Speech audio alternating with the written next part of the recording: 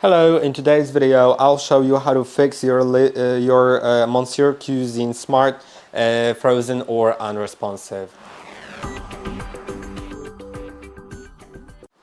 If your device is unresponsive or frozen, first of all try turning it off with the switch on the right side. Then it's best to also unplug it from power. After unplugging, turn the switch to on position for 10 seconds, switch it off again, plug it in, and then turn the switch on.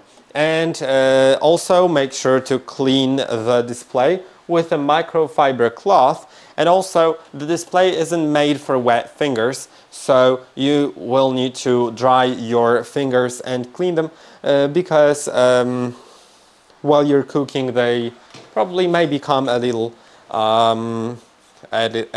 wet. So I hope that this video was helpful. Don't forget to like and subscribe, and I'll see you in the next one.